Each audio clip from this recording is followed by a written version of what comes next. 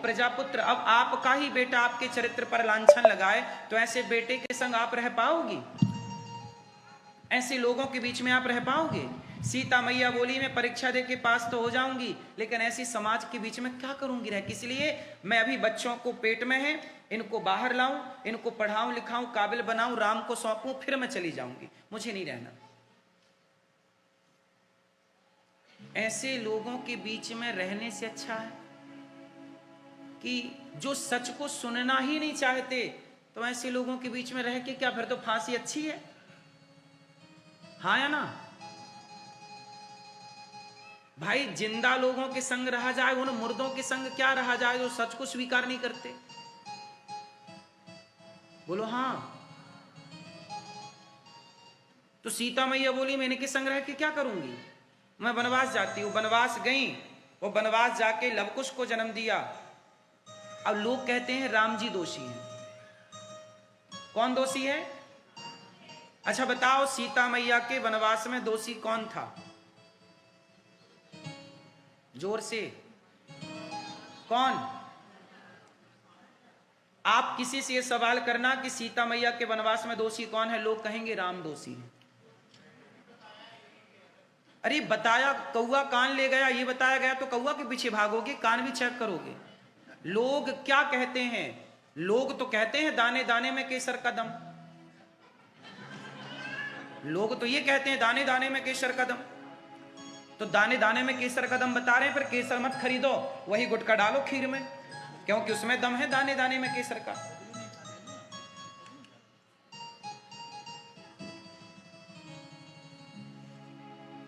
इसलिए कुछ भी कहा जाए इससे मतलब नहीं है। क्या कहा जा रहा है? सीता मैया सही हैं, पर लोग किसे गलत कहते हैं? राम जी को। लोग राम जी पर उंगली उठाते हैं ना कुछ लोग कि राम जी ने सीता माँ को, अरे अपनी पत्नी को कोई कैसे वनवास भेज सकता है? राम जी ने नहीं भेजा भाई, राम की गलती क्या है? भेजा जिसने, उसको आप गलत नहीं कह रहे हैं। सीता मैया को वनवास दिया प्रजा ने, लोगों ने। सीता मैया को बच्चे हुए, लवकुश हुए, लवकुश को राम को सौंपा और राम जी चले गए। लवकुश को लिया, सीता माँ ने कहा कि मैं पृथ्वी को साक्षी मानती हूं, हे पृथ्वी माता, यदि राम के अतिरिक्त मैंने किसी पुरुष का स्पर्श ना किया हो मनसा वाचा कर्मणा, तो हे पृथ्वी माँ मुझे अपनी गोद में स्थान दे दो। यदि प्रजा का लगाया आरोप मुझ पर यदि झूठा है, तो हे पृथ्वी माता मुझे स्थान दे दो। यह कहना हुआ कि पृथ्वी माता फट गई, विमान प्रकट हुआ माता के लिए और सीता मैया जाके उस विमान पर सवार हो गई। सबके देखते देखते अब वो प्रजा चिल्लाई, मां क्षमा कर दो, हमने गलती कर दी, आप पवित्र थी और हमने आपको आरोप लगा दिया, हमें क्षमा कर दीजिए। सीता मैया ने कहा क्षमा कर दिया आपको, के पिंजरे में डाल दिया। तोती तू बढ़िया राम कथा करती है, सुना जरा मेरे को। तोती बोली बहन मैं सुनाऊंगी, पर मुझे पिंजरे से बाहर कर दो। अरे तेरे लिए सोने का पिंजरा रखूंगी, जो खाएगी खिलाऊंगी। सीता मैया ने कहा तू इसमें रह। तोती बोली मैं मर जाऊंगी पिंजरे में, आकाश में उड़ने की आदत है, सीता माँ मुझे छोड़ दो। सीता मैया नहीं छोड़ी। बेचारी वो तोती उस समय गर्भवती थी। तोती अपने तोते के लिए तड़पने लगी। तोता भी आया, लेकिन वो क्या कर सकता था तोता, बस तोती को दूर से देखता रहता। सीता मैया ने उसे अपने महलों में ले जाके और बालकनी में रख दी कि तुम बाहर की भी हवा देख लो, बाहर का भी देखती रहना और भीतर भी रात को कर लेती हूँ उसको पिंजरा। बेचारी तोती ने खाना पीना छोड़ दिया और वो तड़प तड़प के बेचारी मर गई। चिल्लाती रही, रिक्वेस्ट करती रही, सीता माँ छोड़ दो, माँ छोड़ दो, छोड़ दो। नहीं छोड़ा, तोती मर गई। जब तोती मरी तो तोते को पता चला कि मेरी अर्धांगिनी मर गई, तो तोते ने बद्दुआ दे दी। उस बद्दुआ का नाम है श्राप है। लोग कहते हैं ना श्राप लग गया, श्राप मीन्स बद्दुआएं। तो तोते ने श्राप दे दिया कि सीता तुमने मेरी पत्नी को गर्भावस्था में मेरे से दूर कर दिया, जाओ मैं तुम्हें श्राप देता हूं, जब आप गर्भवती होंगी तो आपके पति भी आपको अपने से दूर कर देंगे और कारण मैं बनूंगा। वही तोता अगले जन्म में मर के धोबी बन के आया, जिसके कहने से सीता मैया का वनवास हुआ। तो भव से पार हो जाएंगे। इसलिए कलयुग केवल नाम आधारा, सुमरि सुमरि नर खूब नाम जपो। क्या जपोगी मेरी माँ? श्रीमन नारायण। बोलो श्रीमन नारायण, श्रीमन नारायण, श्री कृष्ण गोविंद हरे मुरारी, हे नाथ नारायण वासुदेव। खूब प्रेम से नारायण का नाम जपो, कृष्ण का नाम जपो, अपने आप आपको भवसागर से मुक्ति मिल जाएगी। अजामिल जैसे पापी को मुक्ति मिल गई। इसके बाद इंद्र ने अपने गुरु का अपमान कर दिया और गुरु जी नाराज होकर चले गए। तब इंद्र ने विश्वरूप को गुरु बनाया और विश्वरूप ने इंद्र को यज्ञ करा के उन्हें बलवान बनाया। पर राक्षसों को आहुति दे दी। तो इंद्र ने जब राक्षसों को आहुति दी तब जाकर के इंद्र को बड़ा गुस्सा लगा कि मेरे गुरुजी ने मेरे साथ विश्वासघात किया, राक्षसों की आहुति दे दी। तो इंद्र ने गुरु का सिर काट दिया। इंद्र ने गुरु का क्या किया? सिर काट दिया। और जब सिर काटा तो इंद्र को ब्रह्म हत्या लगी। क्या लगी इंद्र को मेरी मां? इस 4 लोगों में बांट दी इंद्र ने अपनी ब्रह्म हत्या। पहली हत्या दे दी स्त्री को। स्त्रियों में जो रज है, रजस्वला है, वह इंद्र के द्वारा दी गई ब्रह्म हत्या है। दूसरा, वृक्षों में गोंद, ये गोंद जो है ये इंद्र के द्वारा दी गई ब्रह्म हत्या है वृक्षों को। तीसरा, जो पृथ्वी में बंजर भूमि है वो इंद्र के द्वारा दी गई ब्रह्म हत्या है। और चौथा, जल में जो झाग होता है व्हाइट कलर का, ये इंद्र के द्वारा दी गई ब्रह्म हत्या है। तो स्त्रियों में, जल में, पृथ्वी में और वृक्षों में 4 जगह इंद्र ने अपनी ब्रह्म हत्या बांट दी। और अपने से नहीं दी, ये चारों ने स्वीकार की इसलिए दी।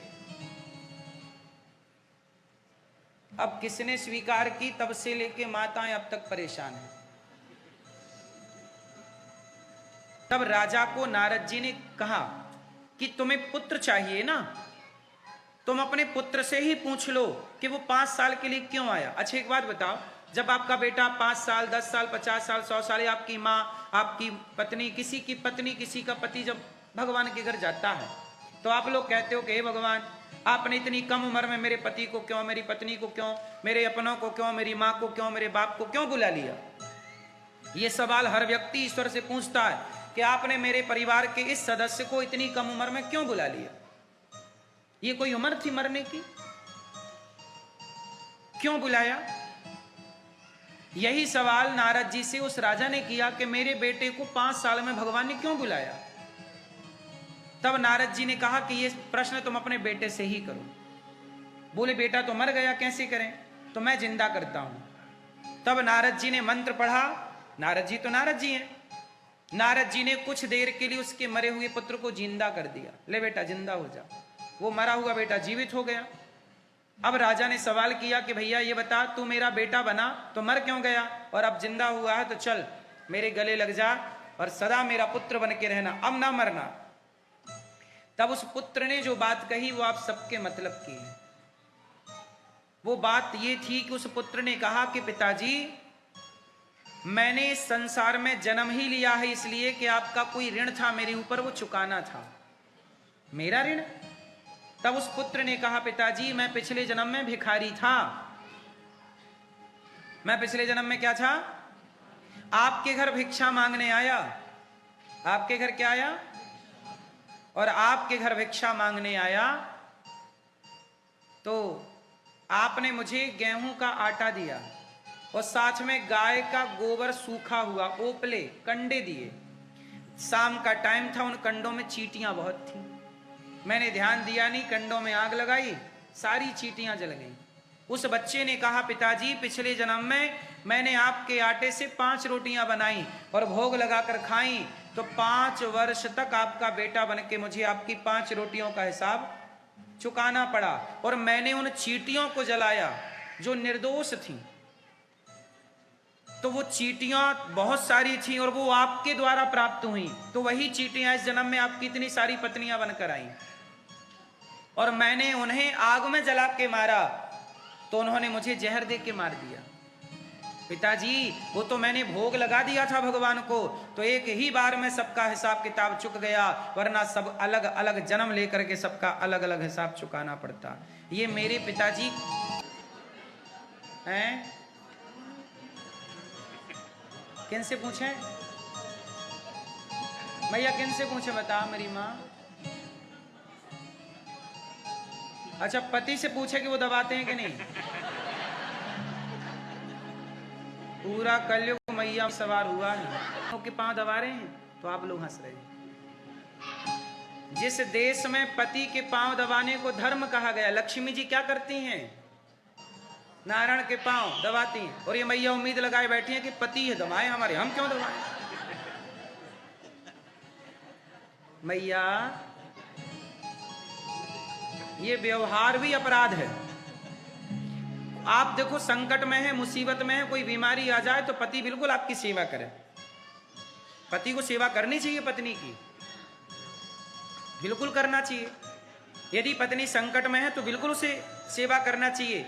आप पड़ी हैं बिस्तर में और पांव में दर्द है और तेल लगाने को डॉक्टर ने बोला तो पति ही तेल लगाएगा पांव में, कौन लगाएगा। लेकिन वो आपातकाल है, वो मजबूरी है, वो करना चाहिए पति को भी। पर मेरी मां सनातन का धर्म यह है कि लक्ष्मी जी नारायण के चरण दबाती, और जिस घर की स्त्री अपने पति के चरण दबाती है वहीं पे लक्ष्मी का वास है। इसी से आपकी गृहस्थी ठीक रहती है। इसलिए इसे मजाक ना लो, ये धर्म है, यही सनातन है। पति पांव दबाने लगे, आप ही सोचो कि भगवान करे आपके बेटे को ऐसी पत्नी मिले कि वो पांव दबाए, तो आप सुखी रहोगी, है ना। आप ही सोचो कि आपके बेटे को ऐसी पत्नी प्राप्त हो कि वो पति से कहे कि आप पांव दबाओ, हम आपके पांव नहीं दबाएंगे, तो आप अपने बेटे के लिए ऐसी बहू लाओगे। इसलिए पति भी पांव दबाता है आपातकाल में, और दबाना ही चाहिए यदि आप बीमार हैं तो, धर्म है उसका। एक दूसरे के पूरक हैं आप लोग, पर हमारे सनातन का धर्म यह है कि पत्नी ही चरण दबाती है पति की, हाँ या ना। क्यों दबाती है अब ये भी बताओ। पत्नी पांव क्यों दबाती, आप लोग दबाती हो मैया पांव? नहीं, क्यों नहीं दबाती हो? गलत से दबाना।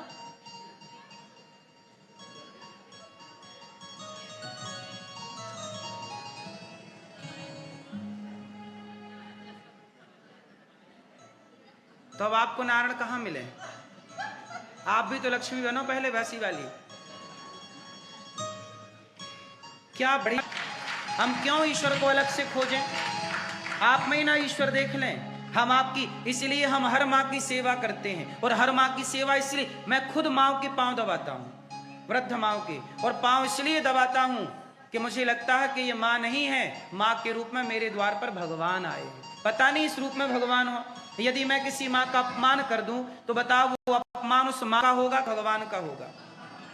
अच्छा एक बात बताओ, आपके भीतर से भगवान निकल जाएं, सच बताना, आप मेरे भीतर ईश्वर हैं या नहीं? आपके भीतर ईश्वर हैं या नहीं? यदि भगवान मतलब आत्मा, मेरे भीतर क्या है? आत्मा। आपके भीतर क्या है? आत्मा ही ईश्वर है। यदि आत्मा निकल जाए तो क्या हम खड़े रह पाएंगे?